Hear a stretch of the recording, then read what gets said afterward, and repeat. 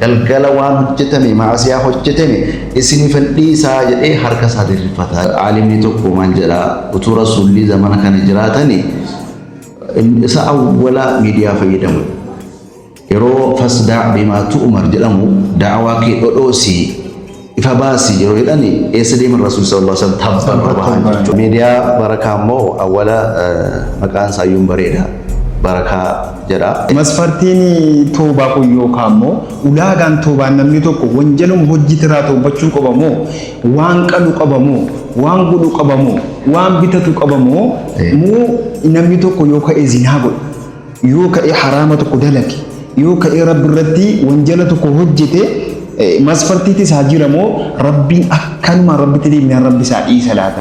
Daqiiqaa tokko keessatti aalama guutuu qaqqabuu danda'a jechuudha. Kanaafuu hojiin isin jalqabdan kun hojii guddaadha. Da'awaa guddaadha. Tamsaasa Islaamaa miidiyaa barakaa badhaasa rabbiidha kan nuuf qabnu harkaa kirmaadii isaatii bu'ee gara dakaa tamsaasa Islaamaa miidiyaa barakaa.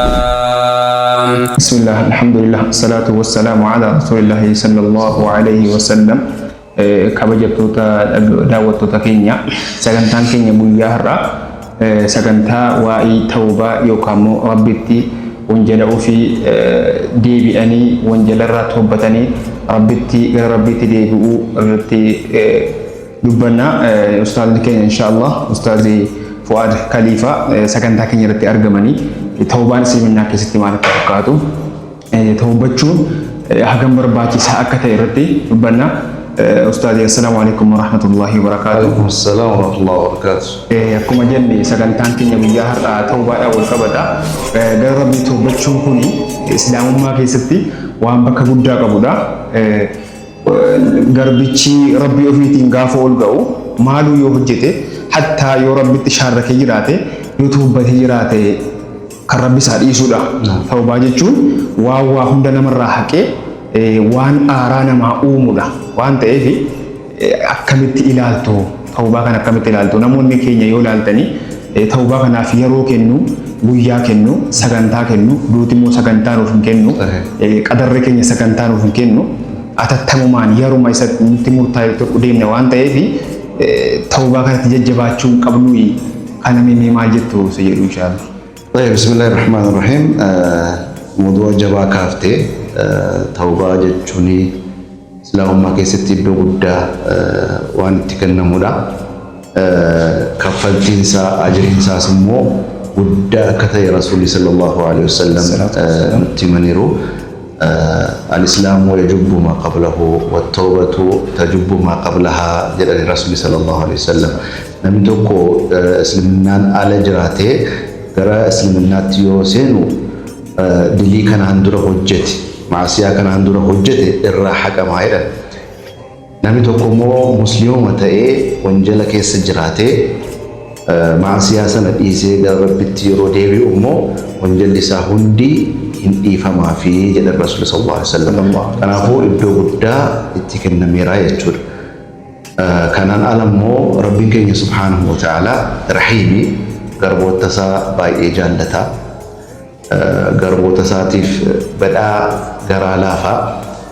Kanaafuu gara kootti maaf hin deebine tawbaa maaf hin goone jedhee waan keessatti iddoo hedduu irratti waamicha nuuf dabarsee jira jechuudha. Kana qofa miti yoo tawbaa gootan yoo gara kootti deebitan jedha rabbi keenya subhaanahu wa ta'ala wanjala kanaan dura hojjettan hunda gara hojii gaariitti isiniif hin jijjiiraa jedha. Baddilullahu sayyi'aatihim hasanaat jedha. Sayyi'aa kanaan dura hojjetame maasiyaa kanaan dura hojjetame walitti qabee rabbiin keenya gara hasanaatitti gara hojii gaariitti isiniif hin jijjiiraa isin qofti gara kootti kottaa gara kootti toobaa godhaa jedhee balbala isaa banee rabbiin keenya subhaanahu wa ta'ala eegaa jira jechuudha. Kanaafuu kun hundi maanni ilmi namaa yoo ta'e hojii tokko ajajamee jennaan yoo hin hojjenne hin qixaaxama miti hin adabamaa adabbiin irratti ka'ama.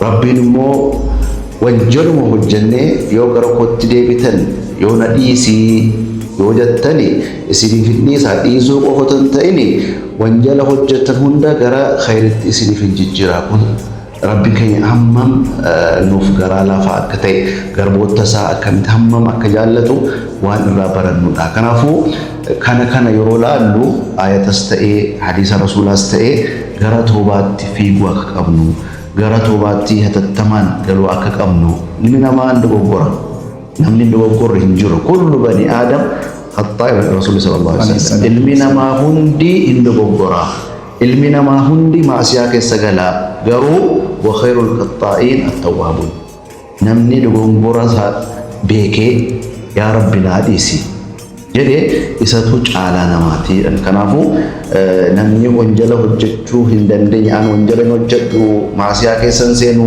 namni jadu hinjuru yero sentumu achuma garabit yodebite gudda nama jechu si kan jadu rasul sallallahu alaihi wasallam muttimani kanafu rabbin kenya balbala sabane akkan ega jira rasul sallallahu alaihi wasallam masjidan rabbin kenya galgala yeroogahu harka saalin fataa jedhan namoonni guyyaa keessa wa maasiyaa hojjetaa oolan gara rabbitti akka deebi'anuuf rabbiin keenya qottaa jedhee harka saalin fataa jedhan yeroo bari ummoo guyyaarraa kaasee hamma galgalaatti immoo ammas rabbiin keenya harka saalin fataa margoota isaatti dhiisuudhumaaf isuduma garboota jechuudha galgala waan hojjetame maasiyaa hojjetame isinifan dhiisaa jedhee harka isaa dirrifataa masfartiin toobaa qoyyoo kaammoo ulaagaan toobaan namni tokko wanjalum hojjitiraa toobachuu qabamoo waan qalu qabamoo waan godhu qabamoo waan bitatu qabamoo muu namni tokko yoo ka'e zinaa godhu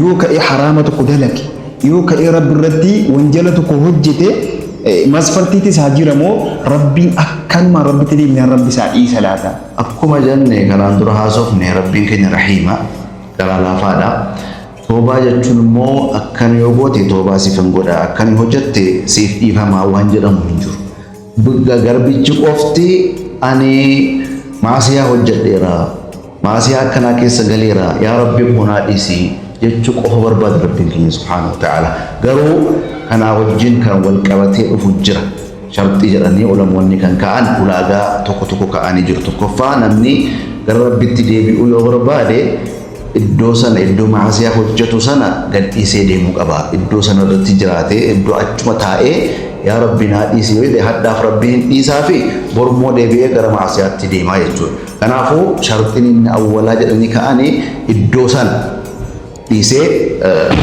deemudha. Inni lammaffaan immoo saahiba isaa yookaan immoo waaddanyaa isaa eenyu wajjin jiraataan jira eenyunni ana wajjin ana faana akhlaaqa koo wajjinii yookaan immoo jiru koo wajjinii kan wal fakkaatee jiraachuu danda'u eenyunni jedhee waa'ila filatuu qaba waa'ila gaarii waa'ila nama rabbiin sodaatu karaa rabbiirra jiru kun barbaachisaadha toobaadhaaf kun shartii ulamoonni ka'anii malee quraana keessas hin jiru hadiisa keessas hin jiru garuu yoo kana hojjete yoo kana godhe rabbiin keenya khayrii gara toobaatti isa oofuu danda'a kan jedhu yoo ta'e malee rabbiin keenya balbaluma saabanee kottaa toobaa godhaa gara kootti deebi'aa jedhee waamicha nu waamaa jira jechuudha kanaafuu garbicharraa kan eegamumaanni yaa rabbi an balleesseera yaa rabbi an maasiyaa kana hojjedheera naadhiisi jechuu qofa yeroo sana immoo rabbiin badaa gammada yaa rasuula sallallahu alaihi wasallam namni tawbaa godhee gara rabbitti yeroo deebi'u akka rabbii namni kaan hin gammadu jedha rasuula sallallahu alaihi wasallam maaliifi garbicha kooti awwala waamira miti rabbiin garbichi immoo waamicha rabbi dhaggeeffate yaa rabbi khalaas anatu balleesse wanjala koo naa dhiisi jedhee gara isaatti gara rahmata isaatti dhufeera jechuudha. Kanaafuu yeroo sana haati mucaasii mararfatti miti jaallatti rahmaa qabdi. Rabbiin immoo haadha caalaa garbicha isaatiif garbicha isaa mararfataa jedha Rasuulli sallallahu alaihi wasallam. Kanaafuu nu miti rabbiin tokkicha inni amanna miti akkas. Isaaf salaamna isaaf ibaadaa goona.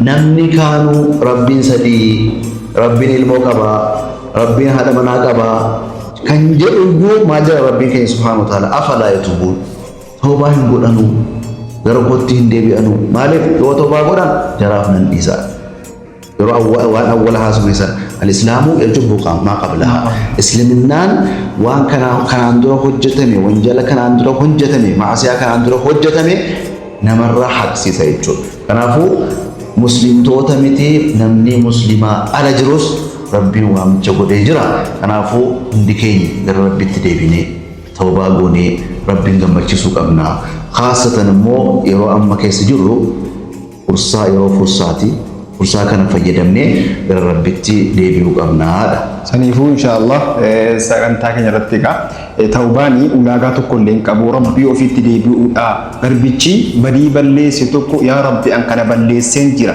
يا ربي ناليه جنان ما ربي سعد إيسا جنة إن شاء الله أما يوبناتي مو نمني توكو توكو ونجل بودا وري هجي تجرو akkasumatti ilaalamaa shirkiin akkuma jiru ta'ee wanjali gurguddaan kan namni immoo nama dhullume kana yookaan immoo namni haqqi namaa kun biraatti hafe kun yoo tuubbatas namarraa hin bu'amu akkam inni jedhu. Kuni farqii qaba. Namni nama dhullume yoo ta'e zulmii namarratti hojjeteera yoo ta'e namicha sana of eegsisuun barbaachisaadha. Shartiidha kun. Nuuk hamma onaa kan haasa'aa turre jidduu garbichaa fi jidduu rabbii kan jirudha. Jidduu garbichaa fi jidduu garbichaa jiru haqni isaa deebi'uu qaba. Haqa namaa fudhateera yoo ta'e haqa isaa deebisuu qaba. Yookaan immoo maqaa isaa balleesseera yoo ta'e deemee afuutu jechiisuu qaba. Kana booda toobaan isaa kan rabbiin biratti qeebalama argatu jechuudha. Kan rabbii aslan inni balbala isaa banee kottaa jedhee jira. Garuu kan namaa immoo achumaan fixaa kottaa jedha. Isuma bira deemaatiin afootu jechisiisaa. Waan irraa fudhattanii yoo jiraates itti deebisaa. Achiin booddee toobaa godhaa an toobaa isiniif hin godhaa. Kanaafuu inni zulmii jidduu namaa jiru zulmiin sun deebi'uu qaba. Ofii jechisisuu qaba. Achiin booddee toobaan isaa rabbiin biratti qeebalama argataa jechuudha. Masha Allah dhaggeeffattoota keenya akkuma dhageessanii jirtanu toobaa rabbitti deebi'uun ulaagaan barbaadu ulaagaan isaa wanjaluma kanaan qaba yaa rabbi badii kana balleesseen jira sitti deebi'ee jira naadhiisi jennaanuma rabbi namaa dhiisaa jedhanii ustaazni keenya islaamummaan akkanatti nama ajaja egaa maal eeddu toobachuurraa maaltu nu qabee jira gara rabbii deebi'uurraa wanjala ofii deebi'uurraa yeroon masfartii ergan qabaanne sagantaa wa'ii ergan qabaanne gara rabbii hadeebinu tawbaat hadeebinu rabbii keenyatti deebine rabbii keenya hakadhannu jedha ustaazi sagantaa keenya irratti argamtanii moo anu affirra keenya kana qeebaltanii dhuftanii irratti argamu keessaniif guddaa galatoomaa isin kabajamoo jazakumullahu khairan rabbi isin irraa jaallatu sagantaa itti fufulle inshallah haaluma kanaan deebine akka wal arginu abdiin qaba inshallah. Dhaamsi xumuraa ilmi namaa duutii yooma akka dhufu hin beekamu. Hadda ta'ee bor ta'ee iftaan ta'ee waa tokko hin beekamu. Kanaafuu yeroo hunda gara rabbitti deebi'u tawbaa gochuun ilma namaarraa barbaachisaadha jechuudha. An guyyaa kana nan du'aa kan jedhu namni firmaa qabu hin jiru jechuudha. Tawbaan immoo nafsiin keenya dhufee yeroo as geessu achi booda yoo tawbaa gootes faayidaa hin qabu jechuudha. Tawbaan kan fayyadu yoomi duniyaa irratti yeroo aafiyaa qabdu yeroo nagaa jirtu gara rabbitti yoo deebite rabbiin keenya subhaanahu wa ta'ala tawbaa sii godha. Garuu du'uudhaaf sa'aatii daqiiqaa muraasa wayii geesse jennaan gara rabbitti yoo deebite balballi isaa hin cufama. Rasuulli sallallahu alaihi wasallam akka jedhanutti balballi tawbaa banaadha. Amma yoomi hamma aduun karaa lixxuun amma baatutti tokko lammaffaan immoo nafsiyyaan kee dhuftee gargaraa hamma asii geessutti sakaraa hamma geessutti sakaraa geenyaan balballi tawbaa cufameera jedhan. Sakaraa ga'uun qabnu sakaraa ga'uun qabu. Sakaraa geenya waa tokko hin fayyadu. Iyyaa oltes maa fir'aawni aamantu billadii aamanat bihi banu Israa'eel jedhe fir'aawn bishaan yeroo isa garraqu du'uusaa yeroo beeku aamaneera al'aana amma rabbi keenya subhaanahu wa ta'ala hin fayyadu jechuudha. Kanaafuu yeroo keenyatti fayyadamnee daawwattoota keenya yeroo keenyatti fayyadamnee gara rabbitti deebinee tawbaa keenya goonee rabbiin gammachiifnee rabbii wajjin wal arguu qabna malee yeroo keenyatti akka hin taphanne yeroo keenyatti yeroon keenya qusatamuu qaba. Yeroon keenya qaaliidha. Kanaafuu gara tawbaatti gara rabbitti adeebinu kan jedhu ergaa kana isiniif dabarsu barbaada. Miidiyaa barakaa immoo awwala maqaan isaayyuun bareeda barakaa jedha rabbiin barakaa godhuuni. Dabalataan immoo miidiyaan yeroo ammaa keessatti shoora guddaa qaba, hojii guddaa hojjetaa jira. Daqiiqaa tokko keessatti aalama guutuu qaqqabuu danda'a jechuudha. Kanaafuu hojiin isin jalqabdan kun hojii guddaadha, da'awaa guddaadha. Aalimni tokko maal jedha utuu rasuulli zamana kana jiraatanii isa awwala miidiyaa fayyadamu. Yeroo fasdaa bimaa tu'mar jedhamu da'awaa kee dhodhoosii ifa baasii yeroo jedhani eessa deeman rasuulli sallallahu alaihi wasallam tabbarra bahan jechuudha. Tabbarra bahanii himan kun jechuun maalni miidiyaadhaan kumaam jechuudha. Kanaafuu miidiyaan hojii guddaa hojjeta. Hojii jalqabdan kun hojii guddaadha, hojii nama gammachiisudha. Babal'atee immoo inshaallah arguu barbaanna. Miidiyaa qofa osoo hin ta'in immoo gara TV'tti guddatee TV keessan immoo arguu barbaanna inshaallah. Nammoo waan nurraa eegamu waan nurraa barbaachisu gochuudhaaf inshaallah asumarraa waadaa isiniif seenna. Jazakumullah khair. Assalaamu alaikum warahmatullahi wabarakatuh. Dhaggeeffattoota keenya sagantaan keenya guyyaa har'aa asumarratti goolaba asumarratti dhaabna waan dhaggeeffataniif guddaa galatoomaa jenna. Wassalaamu alaikum warahmatullahi wabarakatuh. Tamsaasa Islaamaa miidiyaa barakaa badhaasa rabbiidha kan nu qabnu harkaa kilmaadii isaatii bu'ee gaara dakaa tamsaasa Islaamaa